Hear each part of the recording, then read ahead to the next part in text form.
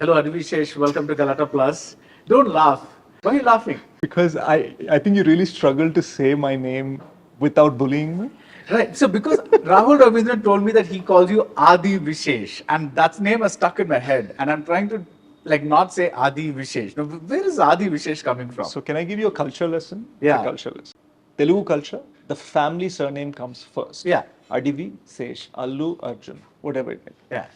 I mean, of course, to modernize, we'll all say it the other way, but that's the way. And that's not there in Tamil culture, that's not there in Hindi culture. Right. People used to think, Hindi journalists, when they first started seeing the stuff for Major, they'd be like, "Acha, ye banda, acha, interesting, interesting. तो इनका नाम आदि विशेष है ना?" Because they couldn't compute Adivi as a word. So it started with the Hindi journalists calling me that. Rahul saw that, and now he exclusively calls me that. And now he's infected. Me, because I was talking to him, and then he says He's infected the most respected Baradwaj Rangan also with yeah, Adi. no, I can't bring Adivi Sesh anymore. I'm thinking of you as Adi Vishesh. Adi Vishesh. It's like I have to, okay, yeah, Adivi Sesh. It was like a viral moment, but there was no cameras. The journalist, she goes, "Oh, Adi, आप इतने अच्छे movies बनाते हो, मैंने आपके सारे South Indian films देख चुकी हूँ मैं." This and that. And she's like, और आपके जो South के actors होते हैं, Alu Arjun, और I'm like, it's not Alu Arjun, it's Allu Arjun. It's like I had to educate her on how to say our names. Right. We do these interviews where sometimes there's like food and stuff brought in. You're the most appropriately dressed. There's like grapes, there's an avocado, there's. I didn't know there was fruit on my shirt until you just told me. By the way. What are you saying? You just put on the shirt without knowing what it was. Yeah.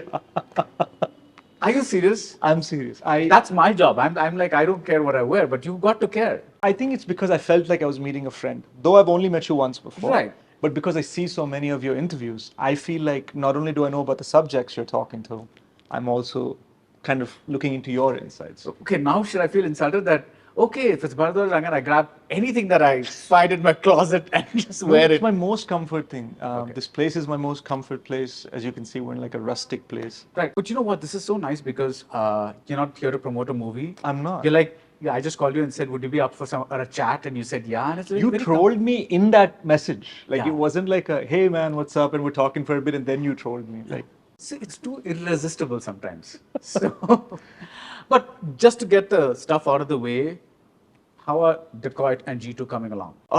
Great. G2's about, it's a slow shoot, but it's incredibly big in terms of, it's a 150-day film, 5 different countries. And we've only done the India leg so far. Right. So it's just, and in India, we've got 4 or 5 different cities. So it's just like, we don't have that, a lot of big budget Telugu films, they'll shoot for 10 days in one house location or 20 days. We don't have that. It's 2 days here, 1 day there, 2 days. And each of them is high stakes. So, we're just trying the best we can. It's going slow, but it's great. I love the way it is. And Right. Decoy, so it's directed by my best friend, Shanil. He was the DOP on the first Gurachari. Yeah. So when somebody shoots your film, DOP on the film, what makes you say they can also be a good director? Oh, that was completely him. I think, so he was the DOP on Kshanam, and we were friends from the States. We grew up a few miles apart without ever meeting each other. In the States. In the States, okay. Yeah. All right. We met because of films, but one day when we're shooting Shanam, he shows me an invite from Cannes. I'm like, why do you have a Cannes? He's like, yeah, I made a short film and it got selected officially at Cannes. I'm like, what? And then he shows the short film. It's beautiful, and he says, yeah, dude, I became a DOP because I wanted to become a director. Oh, okay. So I was like, okay. And ever since then, I kept asking him, when will you direct? When will you direct? And I'm not sure he felt ready for a feature. And I think COVID really sped it up. Right. But there is a difference between a can feature and a commercial, rather a mainstream Telugu feature, right? That there's a bridge there. Or don't you think there isn't anything? There definitely is. And I think that difference is intention. Right. I think a lot of people who probably make stuff for festivals make films for themselves. And I think people who make stuff for the theatrical market from a commercial level are making stuff for themselves, but they also have a double check to make sure it resonates with people other than themselves. It's not just for you. It's also for others to feel the same way you do. What about the directors who say that nobody really knows the audience and I have imbibed enough films that I am part of the audience and I've got that DNA in me. So if I write for myself and I'm enjoying it, then I know that the audience will enjoy it. I think I'm not much for indulgent film, and I've seen film that's absolutely beautiful, but it's indulgent. When I see that, I kind of turn off. I like films that are very lean and to the point, and even if they're beautiful character films, I like when they stick to what they are aspiring to do. Like within the first 10-15 minutes of a film, largely you understand that you start understanding what that film's trying to do, Or where the world is. where the world is. And if they achieved what they set out to achieve, I'm very happy. Right. And I find that often people, Oh, thank you. What is this? Sir, इसमें peanut butter without peanut. with और मेरा है, इनके लिए with है ना? अच्छा, without. That's fine. This is peanut butter smoothie without peanuts. Yeah, but it's a protein shake. It's a protein shake. That's good. But what is it made of? It's got my plant-based pea protein. कितने scoop डाला है आपने? Sir इसमें brownie डाला और oats का जो दाल कल जैसे बनाया था सेम हाँ, सही सर कल जैसे बना, जैसे मैं कल भी आया था. You were here yesterday. Wow, that's nice. We won't tell. Right. So this is So it's got oats, it's got dates, it's got pea protein, plant-based pea protein, and yeah. You're a vegetarian. I'm an eggetarian. Okay. Sorry. Yeah. Right. But tell me, when did Betrayed that the family change? tradition. When did that? Was that a change, or was that like that realization come by later, or? Oh, it was honestly, it was because of Bahubali. I hadn't become a lead actor yet, and I'd suddenly gotten this opportunity of a lifetime to do a small role in India's biggest film. And Rajmouli sir said, double. So I was like, okay, I need to be double my size. I tried my best. I don't think just being vegetarian, just getting to know bodybuilding at that time, I was just starting to understand how it's done. So I started eating eggs in that moment. And also, from when we're children, we tend to ignore the birthday parties at birthday party cake part. Like we pretend like we don't have the egg in that. So No, but when did you turn vegetarian? I was always vegetarian. It was always It's a family. vegetarian. It's a family thing. Okay, right. Okay. Yeah. So, But grown up in the States, I think after the first few years, I realized that I love animals a lot. And it's just one of those things. I'm not militant or violent about it. I'm not going to yell at somebody if they're eating meat or anything Right. like that. But it's a big thing for me. Like it's very important to me that, I feel like a lot of human beings tend not to respect animals. And for me, I just feel like it's a different kind of intelligence that we don't understand. whenever I say this, there's always somebody that says, well, plants are living beings too. What do you have to say to that? I agree. Right. I agree. So I mean, and So the stuff on your shirt, you're eating them. Yeah. Yeah. I Or the wouldn't shirt mind that some you grapes right. randomly draped on yourself. Yeah. I think it's all about. There was this beautiful poem from James Joyce in which he was just speaking about leaving the world just as it was before we came here. This is a quote or a poem? It was in the poem, and it was I remember reading it, and I don't remember the exact line, but I remember how it touched me, the meaning of it, like this idea of, try and leave the world the way it was before you came here. Try and leave it untouched. That's the most beautiful thing, and that's kind of what I aspire to do in terms of how the universe. No, in a way, right, let's say this very place we're in, that's the sustainability that they do, all that is there, right? Because, they don't try to, they use their own material and they're kind of not trying to use plastics and all that kind of stuff. But is it really possible today to leave the world untouched? Let's say you're going for a Gurachari shoot. No, you can't. Right? You can't. So, you try to. Yeah. I mean, I'm only trying. Because at the end of the day, I was all about paper straws until I found out that the glue in paper straws is more toxic for the oceans than the than the plastic straw. I'm like, I don't know what to do anymore. so I'm just Thank kind of, you. Yeah. I was really having a good time with this protein shake. And You can have it without it. actually, yeah. Thank you. That's a quote from Adivi Sesh. Adivi Sesh, right. This is not, now you suddenly put the fear of whatever it means. So it's like, all right, Yeah. there you go, toxic glue. I remember Rana saying the same thing to me about alcohol. I said something about alcohol's toxicity. He's like, all right, I'm not going to drink in front of you anymore. Okay. So, but this is a really good shake. Thank you. Yeah. Well, I mean, it's not mine, but yeah, the owners are amazing. Kirti and Madhavi, it's completely a lifestyle place. I love this place. Right. I came across a very, very bizarre statement in one of your interviews Uh-oh. that said, when I was 19, I told a girl I would give her my kidney. I need to hear the story. It was a Is it a joke or was it like a real thing or? no. I don't think it's that. I think the quote was, when you say something in isolation, it looks.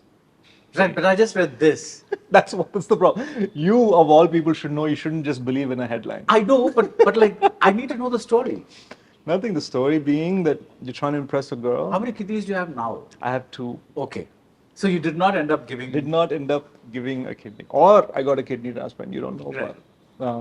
But the idea being you're saying something like, I take a bullet for you, I die, that sort of thing. You're just trying to say something, and nothing came of it. I still got rejected anyway. Okay, so that was a move. It was a move. Okay. My words weren't as smooth at 19. I thought I was smooth, but now we all have that cringe feeling about our teenage years. You're like, I can't believe I looked like that or I said that. So let me get this. You have this cringe feeling about that moment, and yet you told somebody about it. It's okay. I think it was just funny. I laugh about it now. It is one of those moments that comes up when you're lying awake at 11 p.m. at night trying to sleep. And that's one of those embarrassing Right. things. So right now, if you were in a relationship with somebody and you wanted to give them something, what would it be? My time. Ooh, that's deep. Time is the only thing you cannot earn back no matter how hard you work. Yeah. No matter what you intend, time is the only thing you cannot earn back. So people don't realize that more than money, more than anything, the time you can give to something or someone is your most precious commodity. Yeah, I believe that totally. Yeah. For me, it's that. Yeah. And just to direct it towards myself for a bit, Thanks, people- Baradwaj. Yeah, no, because people say, don't you get angry when people say things about your reviews or interviews or something like that? I'm like, actually, no, because if they're pointing out a particular thing at the 19th minute that irritated them, they've given me 19 minutes of their time. Wow. No, I'm not even being very profound or something, and that's really valuable, right? They could have been doing so many other things with that 19 minutes. May I also critique your critique? Yes. I think one of the big reasons you don't get too much hate online, as opposed to many. You'd be surprised. No, still, Oh. comparatively. Right. Some of your colleagues or some of the eminent personalities is because you never go after the person. You never go after the actor or the filmmaker. You never go after what they might have been thinking. You only talk about how it made you feel. Right. And I think that's relevant because there was this one article, it still bugs me to this day. It was the only negative review that Gurachari got Okay. from the mainstream ones that I saw. And the guy said, Sesh has done this movie to fulfill his dreams of playing James Bond. It's like, you don't like it, it's fine. Don't tell me what I'm thinking. Yeah. So there was that sense. And the most interesting thing was, during COVID, I ended up having a Zoom interview with him for his publication. And I'm looking at him. He knows that I know. I'm looking at him, and he's struggling. And it was so insane to see somebody who was so introverted, who just was barely trying to get his words out, but they could go after me personally Right. in the review. And I think one of the reasons you are so respected and people from the country all over aspire to do interviews with you is because you're fair. And I believe that. I don't know about that because I still think there's a lot of watching films and reviewing films is very personal. It's opinion. Yeah, it's but you don't go after them. Oh, no, I don't. Yeah, I never go after people, which is why I don't find a contradiction between, okay, I liked Gurachari, but let's assume I did not like Gurachari or Major. I would still not have a problem talking to you or something like that because I'm talking to a person and I want to know about that here, whereas that's about just the movie. So for me, there are two different things. Correct. Because they're very personal about the movie. It's like, oh, you talked about my movie, so you don't like me. No, that's not it. It's like the movie didn't work for me, but that's nothing to do with you as a person. Yeah. Let's not get too deep. Like this is like, let's keep this a little fun. This is going somewhere. I don't know. We're supposed to be having like non-toxic Your paper straw is dry now. Yeah, no, I can't. It has toxic glue or whatever it is. Would you like a plastic straw? No. Let's save the environment. Let's leave the world as much. I have to admit, Well, no, let me try and get this right. What you said. Let's leave the world as pristine as it was. As untouched as As untouched as. Okay, I before said we pristine. got here. Right, we got here. Yes. Yeah, That's- absolutely. Right. Even I'm over the whole idea of doing it perfectly. I think we just tried the best we can. I think it's all one can do. It's During COVID, Nagashwin, he did this challenge about water conservation and he wanted everybody to do bucket baths. And now I can't stand bucket baths because I like, even if it's, so what I've done is Nagi's mind comes into my mind whenever I'm like, you know, if In a I ever, shower. not every time, but like if I ever feel like I'm wasting too much water. So you're trying to say you don't think of Nagashwaran every time you're in the shower. That wasn't very reputable of you. You know, I wanted to show you this side. So this is So I realized if I just have a little stream showering instead of the full-blown shower, I'm still conserving the water. So I'd rather do that than take the bucket bath. Stuff like that. Just try and do the best. try you and do can. the best you can. Yeah. What is it about bucket baths that you don't like?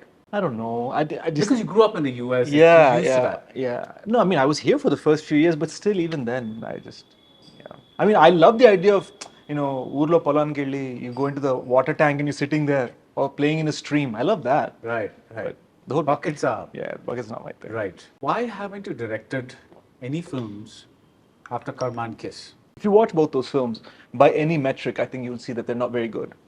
And Kiss especially. You don't know me. I like some very strange films. I have seen some of your reviews for film. I was like, that's a very amateurish film. And then I saw your review. I'm like, wow, this guy has a lot of love. Yeah. One of the other reasons I like you, you respect the effort sometimes beyond the result. Yeah. So I like some very strange films. Leave it at that. Yeah, yeah. So I realized that I love ideas. I don't necessarily, my mind doesn't compute in a way that it thinks about how to translate those ideas to screen. Right. I'm an emotional person. So on set, I'm thinking about the emotion of the idea. Right. When the director's job is the polar opposite many times, because their job is to say, how do I translate the emotion I feel reading this so that the audience feels it watching it? And I'm not thinking like that. I'm thinking like an actor. And I think that's why I'm sure I'll direct, but I'm not jumping at it. See, but your generation, if I may, you know, I'm talking about Vishwak Sen, I'm talking about Naveen Polishetty, I'm talking about you, I'm talking about Sidhu, Janlagata. You guys put in a lot of effort towards a film that goes beyond just being an actor. You're like really involved in how the film shapes up. I mean, many of your writers sometimes executive produce your films. So, you know, like if writing is a big part of. I think that comes from necessity, brother. Really? Yeah, absolutely. I think one commonality between all of us is we all came into this business with just dreams of making it, all the way from someone like a Chiranjeevi Garu. Right, and all of you guys are not from families, right? I don't think families is relevant here because I think of like an Amir sir's journey in Hindi. Though he comes from a film family, if you look at it, he really took the film school institute route and doing short films and student films. And, like, I mean, as much as you could on 16mm film back then. Right. Zain's a dear friend, his niece. She was telling me that Who again? Zain, Mansoor Khan's daughter. Oh, right. Okay. She's a friend, and she was telling me that Amir sir screen tests himself for his own productions even now. So I just think it's about your approach. It's not about family per se. Right. And I think all of us have this approach of we want to do movies that we think are worth us, and we are worth those films. And when we first came into the movie business, we often saw you've got like, and this is especially in South India. I think like you've got like 5 or 6 big directors. There's no way you can audition to impress them because they want to work with those 5 or 6 big actors. So okay, the directors you love are already shut out. So next comes the upcoming ones. In the upcoming ones, the rule of the movie business, Hindi, Telugu, Tamil, doesn't matter. The people you want to work with someone higher.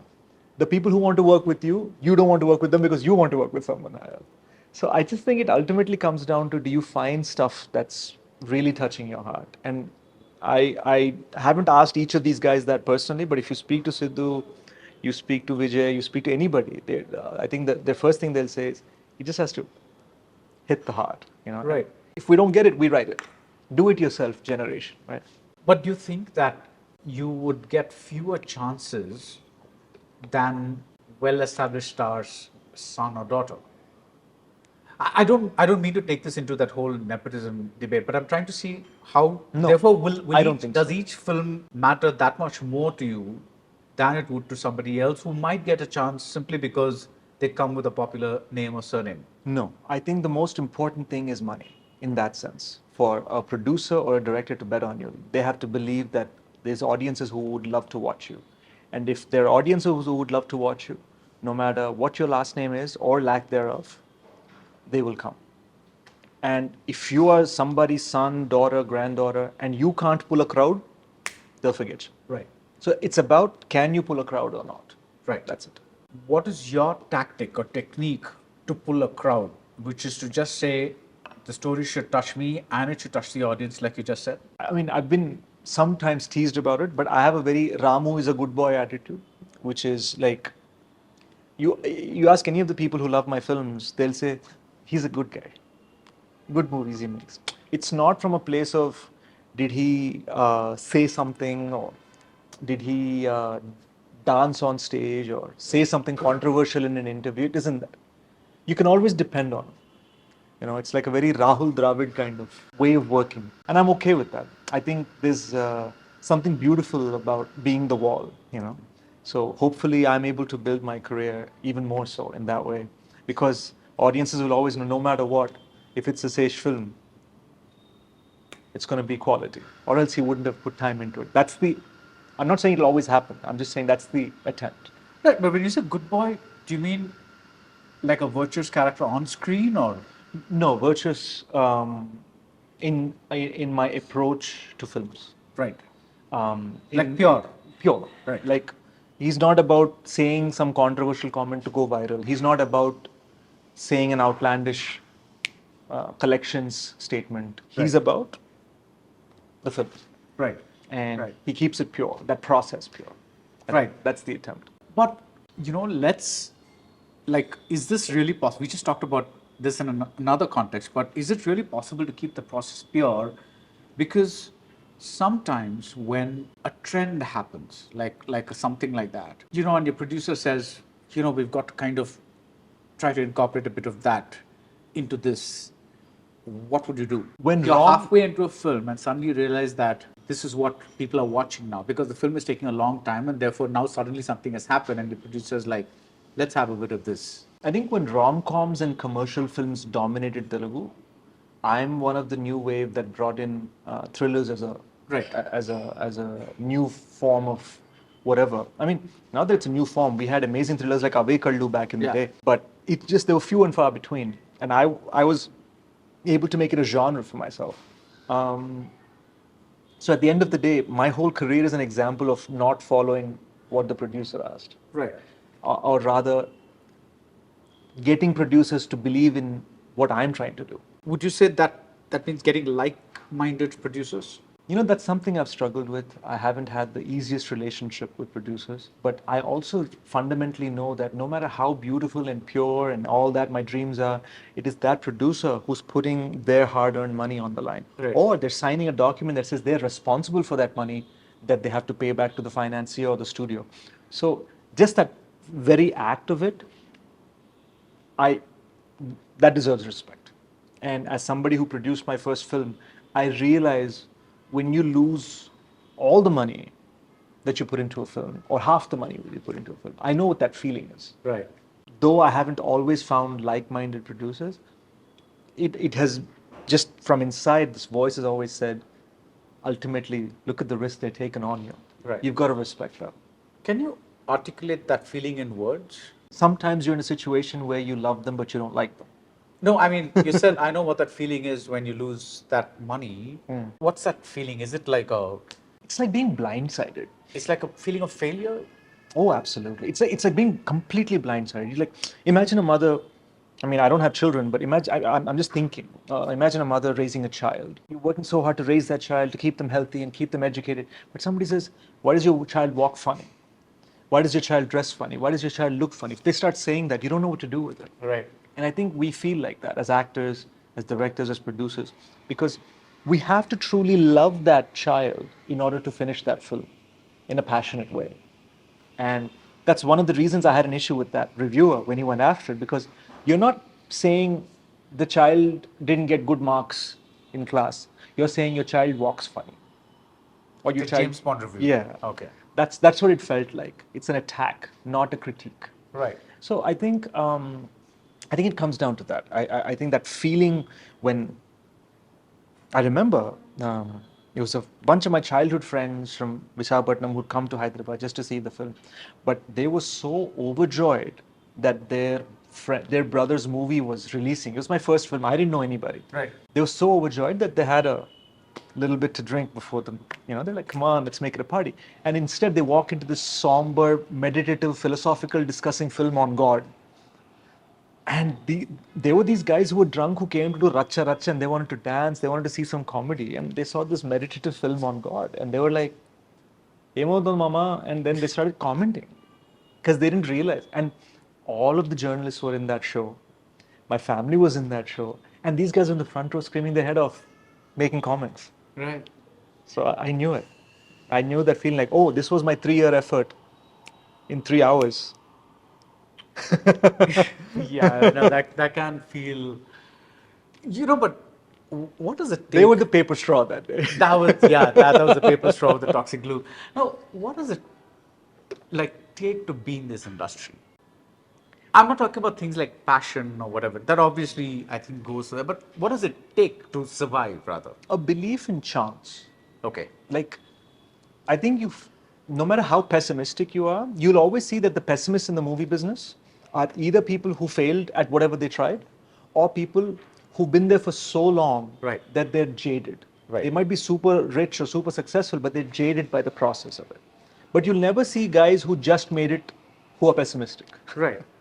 I think you need unbridled optimism to be in this movie business, because you need to feel like, hopefully they'll consider me for the role, hopefully that role is good, hopefully it's part of a good film, hopefully the film gets funded, hopefully it gets finished, hopefully it gets promoted, hopefully it gets released in the right manner, on the right date, when there isn't some other big Hollywood movie competing. And hopefully people ultimately, after all these hurdles, still come to watch it and don't do this while they're watching the movie. Right. So it's I'm not unbridled optimism. saying this just to flatter you, but that's one of the most beautiful ways of describing the film industry I've ever heard. And clearly, I think it can come only from somebody who's been on the inside. You really felt this. It's beautiful the way Yeah. you just explained that. I And make coming from a karma- closet James Bond, that's amazing. I remember making karma about Lord Kalki, Right. Vishnu's Dasavatar. And I was thinking that, I had the opportunity to think of such an idea, but I didn't have the skill set yet. Yeah. I didn't know how to do it yet. There was not a producer who believed in me yet. It was my credit card that I used to fund that film. So that film taught me the sense of editing. It taught me a sense of what voice acting is. Yeah. It taught me so many things. And for all of that to come, just evaporate in that moment amongst my own drunk childhood friends, it gives you a sense of, okay, it's not enough to cross the 20 hurdles. There's still one hurdle that can. So what you need is unbridled optimism. Yeah, and see, the thing is also that every time you're putting yourself out there, you're learning something, or something new. You're putting yourself through something. I always believe that no work is wasted. Yeah. So, but when you're talking about optimism, I sense a lot of pessimism when I talk to younger directors, especially those who've not yet made a film or who've just about made a film, because they keep saying things like every hero wants to do a big pan-India kind of huge film, and one, we cannot get the producers to invest in us for that kind of money, and two, the heroes won't work with us because we are not yet established ourselves, and nobody wants to watch smallish films to a large extent. Of course, they're generalizing because they're waiting for the films to land on OTT. So there is a sense of, how do I cross that bridge, Look, there's no doubt that egos are a big problem. Right. Any place that there's huge financial stakes, you're going to have huge egos. Right. And I think it just comes because there's so much love that people give you that you end up thinking, if people love me so much, then I should love myself. So starts fueling like narcissism in a way that's not healthy. And I think that's part of why people, if there's any hero who's talking to a young director saying, hey, listen, man, I only want to do 100 crore pan-Indian films, it's a problem, both for that person and for this director. So I think my advice to young aspiring directors and young aspiring actors would be try and find stuff that touches your heart, man. Right. Because I was told by Nag sir that when Geetanjali released, it didn't do well financially, because there wasn't much of a multiplex culture. But Gitanjali didn't do well. initially, Okay. and then Picked up. Okay. so it's like, but today, for a whole generation of us, it taught us what love is. So there's this beautiful angle to film that's not just about money. So Yeah. the goal is to find like-minded collaborators. And if you've had the bad fortune of not being able to find a hero like that, or a director like that, or a producer like that, you need to keep looking, which again, you need unbridled optimism for. Right. Right. That makes sense. How do you know that you are a narcissist? I mean, it kind of creeps up on you, right? How do you can't just be like completely objective one day and say, like, find out if you've become this person. How do you find out? How does Adivi Sesh, how does this person? Did you correct yourself from saying my name? I just like mentally did a recalibration. But how do you know that I have kept myself from being narcissistic? See, being an actor means you need a healthy level of self-involvement. Right. I'm not talking about simple things like looking into a mirror, like making sure you're well dressed. Not that, but I'm talking beyond. Yeah. You are forced to think about a character and to think about how you feel about that moment. So you're forced to constantly navel gaze and look inward. And it's a very delicate balance to make sure that that doesn't become narcissism. So you need to find that healthy balance between not going there but still being self-involved so that you can find the emotions of your role. Great. And that's where I think a lot of us get confused. I have at times. And suddenly, my own makeup artist, Nani, who's sitting over there, he's the first one to say, you spoke a bit loud there. I'm always constantly encouraging open communication. And he'll tell me, gained a bit of weight, huh? I'm like, oh shit, okay, let me work out. Or he'll say, I know that it's the end of the day, but that shot was important, it's your close-up. So his advice at 2 in the morning made me go back to the director and say, can I do one more shot? So I think surrounding yourself with an ecosystem that is being honest with you is very important. Yeah. While you're looking at yourself the whole time, because you need to find the emotion with it. I think that's again something that's trial and error thing, right? Yeah, and also I think it comes from what kind of signal you're giving to the people around you. Like my mom is my biggest bully. She loves me to death, but she's my biggest bully. So recently, as I was leaving home, I was waving, bye ma, and I was leaving, and she said, Antera, Osto, what do you think you're some politician or something? Come here, sit down and talk for 5 minutes and then go. She had to impress upon me the importance of spending time with you. So, and same thing with my makeup artist. So I just feel like, think of it like this, when a baby is 2 or 3 years old and they're first starting to touch the plug or write on the wall, it is the mother or the father or somebody saying, don't do that. That teaches them what's right and what's wrong. Right. And we need that our whole life. And if we surround ourselves with yes men or yes women, and they're only fueling the self-involvement, you start losing your grip on what's right and what's not. You start losing your grip on what's okay to say and what's not. And that's when that narcissism comes in. Right. Do you want to become a pan-India star? I mean, by God's grace, Major did great wonders for me in Hindi. And it also we offered 4 war films because of that film. And it also did very well on OTT. It did. Right. And it is my biggest commercial success as well. And Telugu cinema is not really known for military or war films. Not at all. Maybe in Malayalam and maybe in Hindi, but definitely not in Telugu. And I think we are the first authentic war film to come out in Telugu. Right. So I just think that it's ideas that give you pan-India stardom. Right. And I think Dacoit's one of those. A G2 we're doing on a pan-Indian level, and the rest of it, you leave up to God.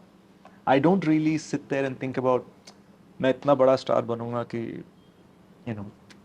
I don't have that idea. But don't you want to? Isn't there a natural progression of, like a natural escalation that you want in your career? Like, okay, I've done this. I've done Gurachari, which was a big hit here. and then I did Major, that is a big hit, A Little Elsewhere.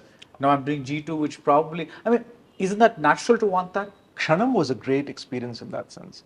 To make a film in 1 crore and to suddenly, we would often have to plan when we were going to have a trolley for the shoot. Right. Because you're making it in 1 crore. And for that to suddenly be bought by Sajid Nadiadwala sir, and for that movie to go ahead and make 250 crores, you realize that the difference between Kshanam and Bagi 2 is that. Right. Is that ability to put it on a stardom platform. So I realized the value of it very early on. And I think that's kind of how my steps became. Right. I don't know if people realize it. I'm like the Tata stock or the Microsoft stock, which is every film has been one more rise. And by God's grace, the last 6 or 7 films, there hasn't been a dip. But I'm not that overnight guy. But I've always been consistent and steady. If this was a half century, the next one's a century, whatever it may be. Right. But it's just been stay true to your art, stay true to your work, and each one has been a bigger and bigger thing. Right, and you're right, because the thing is, to the non-Telugu audience, like I became aware of you because of Gudachai, right? But then you have a big, like almost 10 years of work before that.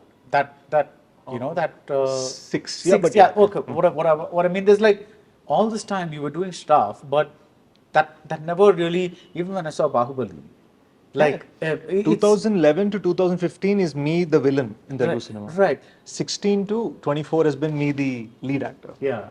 But when you are in Bahubali, of course, there is always this thing, right? Like in ex-director, when you respect a director so much, I'll be happy even to stand in a corner holding a cup of coffee. That logic is always there. But there was one part of your brain saying, this is not how I see myself. Like, this is not what I signed up for. When I was on the set of Bahubali, I very clearly knew why I was there. It wasn't that I didn't see myself. I very clearly knew that I was on the brink of becoming the stereotypical Telugu villain, and I would be finished in 2 years. And this was my opportunity to do something different. And more than what I had on screen, that 100 days on Bahubali was film school for me. Right. How to approach your work, how to approach your art. So in that sense, it was one of the most positive experiences of my life. Right. And it completely, and if you see my work ethic pre-Bahubali and post, you'll see a difference. Give me an example. What changed? Like one of the things that changed. Okay. There was this one moment where they were struggling to put these 2 big feet of the statue. This is in part 1. They're struggling to move it, and it's collapsed. The crane broke. You've got these giant industrial cranes that aren't able to carry the weight of this thing. And they've been struggling with it. And I remember that there was this moment of desperation where Rajamouli sir just looks at Ramagaru, puts his hand on his shoulders. Artnanta cinema? He said that, and I realized in that moment, he's just as nervous and just as hardworking and just as the rest of us. And it is the drive that makes it beautiful and extraordinary. It's not like you're blessed with an extraordinary chip. Of course you are, but it's not just God-given. There is a self-taught, practice make perfect work ethic that came into play. And that's what I took away from it. Right. That his relentless pursuit of perfection greatly influenced my approach to cinema. There are articles out there. You're laughing already and you're making me laugh. No, but I've read articles out there that begin with, you are a rare combination of beauty and brains. How do you take these articles? I mean, like, do you take them He seriously? warned me about this before the interview, so... Yeah, I'm reading at least three things on the web out there. It's like rare combination of beauty and brains. So, okay, I'm going to tell you something funny. I have actually gotten called Milky Beauty on stage. This is, wow. So, you take what you can get. Okay. So you say I'm going to take this as a compliment. It was a compliment, no doubt. Right. Yeah. Is Milky Beauty a compliment? Anything is compliment. Okay. As long as it's positive in the intention of what they're saying. Okay. I don't remember who the actor was, but I'll say it in Telugu, that's okay? Yeah. మన హీరోలు యాక్టర్ల పరిస్థితి ఏంటంటే మనం నచ్చినా తిడతారు నచ్చకపోయినా తిడతారు so they like if the film is really good and భలే వేసాడు వేసినా కూడా and the film is really but వేసినా కూడా చాలా చెత్త సినిమా so either way you get the గాలి anyway so I learn to take not the words but the intention of the words Right. that's what matters. The intention of the words, yeah. So, So beauty and brains is look at the intention of the words. right. They're saying that I'm beautiful to look at and I have brains, and thank God. Yeah. They don't know that I'm, smashing my head on the wall at home trying to get a good idea for a movie. So Yeah. they think That's where the brains come in. yeah, well, I'm trying to rack them. Hopefully something clicks. Right, right. What is the compliment you'd give yourself if you were to write these articles? I mean, honestly, and I don't mean this as a slight to anybody else, but I think I can outwork and work harder than anybody. That's a great I think that's what I quality. think. Yeah. I mean, they'll always be better actors, better writers, better dancers, better everything. But I think I can work harder. If somebody did 26 hours, I'll be there on the 27th. I'll go harder, not as a competition, but because I love it. Right. There is a very famous advertising story about rental cars, right? Okay. So I forget which was the number one. One of them was Hertz and the other one was something else. I forget. So there was one that was doing really well, and this is one of the legendary American stories from the US. And the other one, the one that was number two, they simply said, "We try harder." And they really, rose up in sales. Wow, It's that's like beautiful. it's a thing. I think that's important. Yeah, this is so nice to hear, especially because we're in an era where any brand, team, politician, whatever, they'll say the other person sucks, rather than saying we'll try harder, or we'll work harder, we'll work better. Right. But then, negativity is a big part of the culture we're in today, right? Yeah, It's like a social media. I think people don't realize that the beautiful benefits of social media often get outshined by the sort of the ease at which you can spread negativity. I think it's extraordinary in terms of how fast bad news spreads. And I think it's related to something my cousin, Kiran Adivi, told me once. He said, imagine a white wall and a black dot on it. Where do you look? Right. You look at the dot. And that's exactly how the human mind works. We are primed to watch and listen for negativity first. And social media makes that so much easier. A director once told me that this is not new. Earlier, there'd be four people standing outside a tea shop, like a tea, those small bunker type things that you have, and then talking shit about your film. But he would stay there. It would stay there. Among, And I, as an now it's actor, just will that- never hear about that tea shop fellow's opinion. Yeah, but now it's just the same guys, it's the same attitude, except that now it's everywhere because of social media. And it's not just that. Sometimes that kid, he'll be some 19-year-old kid, and he might be an anti-fan because I made a movie that released on the same day as his favorite hero or something. And he'll say whatever he wants because he can hide behind a computer screen. Right, right. We've got to end this now. Adivi Sesh.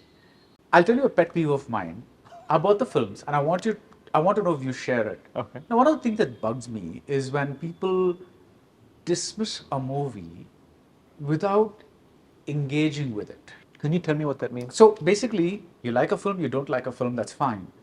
But engage with it, enter that world, find out what it is about, and then do your pluses and minuses and say this is not working for me, as opposed to sitting on some pedestal and then kind of looking down at the film.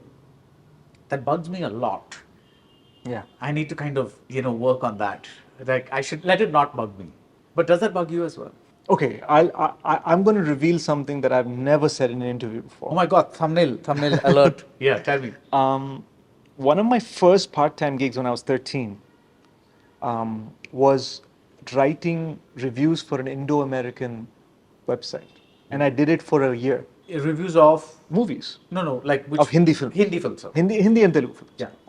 But very few Telugu films used to release theatrically at that time. As a 13-year-old, you don't know much. So you're fashioning your ideas of how to write a review based on other reviews. And I would see all these people talking down on a film. And I thought that's how you do it. And I'm doing it because I love movies. So it was this strange thing for me. After doing it for a year, I quit. And I quit because I realized I loved movies too much and I didn't like what I thought it took to write a review, which is to be negative. I didn't know that that's not what you do. Right. What this whole experience made me realize is there will be terrible, atrocious films that will not allow you to even engage or connect with the film within the first minute. You'll see the first 30 seconds and you know, oh gosh, it's not your cup of tea. You'll know it. So for me, I'm so thankful that I'm not a critic anymore. Because if it's not able to engage me, see, you still have to write a review. You still have to write a review for something that didn't engage you from minute one. And because it might be the most looked forward to film of the month. And for you, as sort of like this eminent critic, for you to not write a review would be like, people would be like, why is he not writing it? I don't have that pressure. So the moment that first second doesn't engage me, I just disconnect. And I'm okay not Right. engaging with it. No, I think it's a similar process. I don't think you can be a reviewer if you do not really, really love films. And I don't mean this as just this is an obvious thing, but you really need to love the medium and the passion and also the imperfections and everything that goes with it. Yeah. For me, at least for me, that's how it works. Because, like you said, there was this film that you said what you thought it was amateurish, and then I was whatever. For me, that love can show up in the strangest ways because I'm not in control over How you'll feel. how I feel at that particular point. Yeah. And it's not that I'm saying, oh, they've taken some effort, they've done this. And no, it's not. It's all coming from somewhere inside, right? So it's the process for me is to articulate that whatever I felt, even if the movie does not engage me, I'm able to do that because I'm able to sit through it. What you're saying is actually a little bit interesting for me because this is a running discussion between me and our four friends. We're the Musketeers. Me, Rahul Ravindran, Venel Kishore, and Sahu director Sujit, right? He's directing OG right now. So Rahul he's the you of the group. Okay. Which is sometimes he will like a film that we're all like, Ray. Why? And he would have waxed poetic and written like a longer review than a web article on Twitter. And we'll be like, and then that's it. For the next 3 days, he knows he's going to get trolled by us. So we'll go ballistic. But in the end of it, he takes great pains he'll take all the vitriol from us, but he'll take great pains to remind us it's because he loves the effort. So I'm glad you said that. Yeah, that's a good note to finish Yeah. interview on. Thank you so much. I think I should do this more often. These agenda-less interviews Yeah. when you don't have a film to promote. It's freer. Let's do a once a year catch up. Yeah, we should do that. Yeah. Over And we can catch up over without cameras too if you want. protein shakes. Over protein shakes. Yes, over protein shakes and without these. But thank you so much, Adivi Sesh. Thank you, Baradwaj Rangan garu. Yes. Yes. Until the next time. All right, Barry. Thank you.